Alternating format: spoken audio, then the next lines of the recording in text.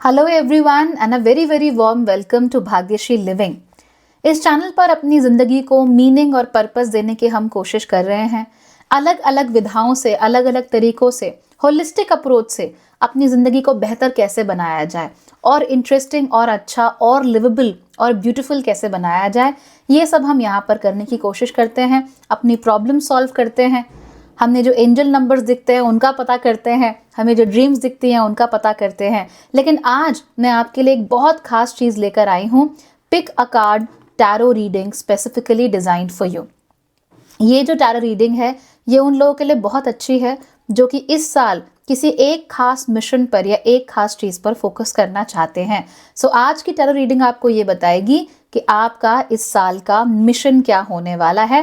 What should you focus on this year.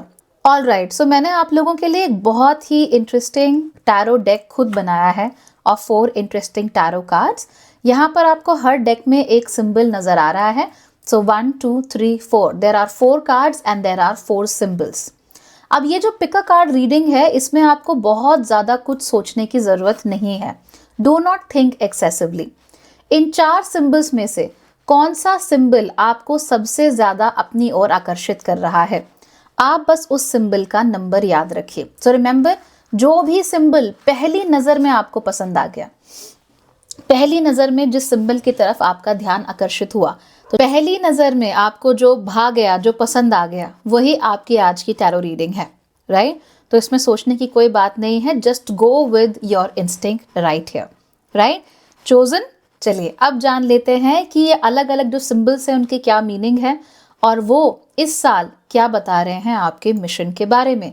Let's start with card number 1।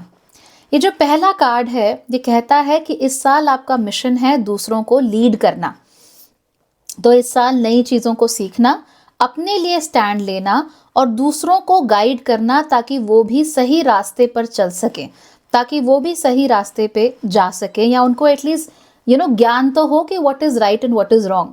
तो ये सब करने में आपको इस साल अपना समय व्यतीत करना चाहिए, क्योंकि जितना ज़्यादा आप फोकस करोगे on standing up for yourself, अपने लिए काम करना, अपने आप को लीड करना और आपके एग्जाम्पल को देखकर लोग फिर अपने आप ही आगे जाएं, ये बेहतर है।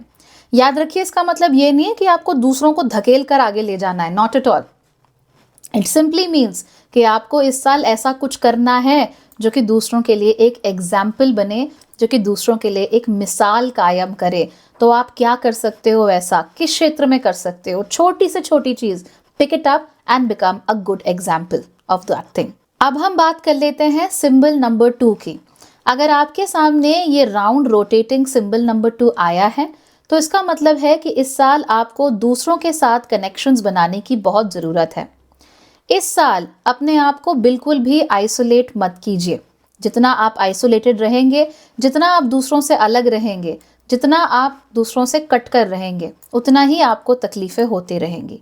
तो चाहे कितना भी डर लगता हो, चाहे लोग आपको नापसंद ही क्यों ना हो, इस साल कितना आप लोगों से कनेक्ट कर सकते हो, कितने लोगों को जान सकते हो, कितने लोगों को अपने सर्कल में ऐड कर सकते हो, इसके बारे में आप सोचिए। तो चाहे आपका ग्रोसरी स्टोर वाला भैया ही क्यों ना हो जिससे आप रोज़ मिलते हो, चाहे उनसे दुआ सलाम शुरू कर दो, चाहे फिर आपके ऑफिस के कलीग्स हैं उनसे अच्छा रिलेशनशिप बनाइए, चाहे रिश्तेदारों से, चाहे नए दोस्त बनाइए, कुछ भी कीजिए and get in touch with more and more people. यही इस साल का आपका मिशन है। अगर आपने कार्ड नंबर 3 पिक किया है तो इसका मतलब है कि इस साल आपको इंट्रोस्पेक्ट करने की, यानी कि अपने अंदर झांक कर देखने की बहुत ज़्यादा ज़रूरत है।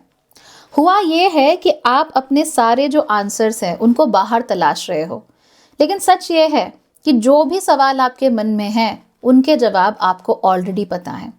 और क्योंकि आपको जवाब ऑलरेडी पता है, इसीलिए दूसरा चाहे कोई कुछ भी कहे, दूसरा आपसे चाहे कोई कुछ भी बात करना चाहे, आपको कभी भी उनके सवालों से, उनके जवाबों से सेटिस्फैक्शन नहीं मिल पाएगा और आप हमेशा उसे अपनी कसौटी पर कसते रहोगे। तो इसीलिए आपको अपने साथ ऐसा कुछ भी नहीं होने देना है। इस साल आप खुद पर फोकस कीजिए और जो भी जवाब हैं जिन भी सवालों के, उन्हें अपने अंदर ढूंढने की कोशिश कीजिए, क्योंकि सारे के सारे जवाब जो हैं वो अंदर ही हैं, बाहर नहीं हैं। वो तीर्थ से कोई जवाब नहीं मिलेगा जो अपने मन से मिल जाएगा इस साल। इसीलिए this is what the third card is representing. अगर आपने चौथा कार्ड पिकअप किया है, इसका मतलब इस साल आपको सबसे ज्यादा जरूरत है फाइनेंशियल सिक्योरिटी की। पैसों को लेकर अगर आपकी कोई नेगेटिव थॉट्स हैं, जैसे कि money is the root of all evils, तो ऐसे थॉट्स को आप अपनी नजर से, अपनी दुनिया से, अपने पर्सपेक्टिव से हटा दीजिए, हटा दीजिए। ऐसे थॉट से आपको कुछ मिलने वाला नहीं है, उल्टा आपका माइंडसेट नेगेटिव ही नेगेटिव होता जाएगा और पैसे कमाना, पैसे बचाना, इन्वेस्ट करना, पैसे को लेकर जो बेसिकली पॉजिटिव चीजें हैं वो आप कभी भी नहीं कर पाओगे, राइट। इसीलिए इस साल अपना सारा फोकस फाइनेंशियली सिक्योर होने पे डालिए, पैसा कमाने पे डालिए। How much can you get rid of debt, आप कैसे और पैसा कमा के अपने कर्जे कम कर सकते हो, अपना लाइफस्टाइल बेहतर कर सकते हो और ऊंचा बढ़ सकते हो, ये देखिए। Consider money as a resource, not as the root of all evils. इसीलिए सारा ध्यान इस साल कहाँ जाना चाहिए? On financial security only. तो चलिए, ये थी आज की बहुत ही छोटी लेकिन बहुत ही important tarot reading. I hope कि इस रीडिंग के थ्रू आप लोगों को मालूम चल गया होगा, अंदाज़ा लग गया होगा, या कम से कम एक थ्रेड मिल गई होगी कि इस साल आपको किस चीज़ के ऊपर काम करना है। ऐसी ही और इंटरेस्टिंग यूनिक टैरो रीडिंग्स मैं आप लोगों के लिए आगे भी लेकर आती रहूँगी। तो अगर आपको ये सब अच्छा लगता है तो भाग्यश्री लिविंग को ज़रूर सब्सक्राइब कीजिए और अपने दोस्तों के साथ ज़रूर शेयर कीजिए।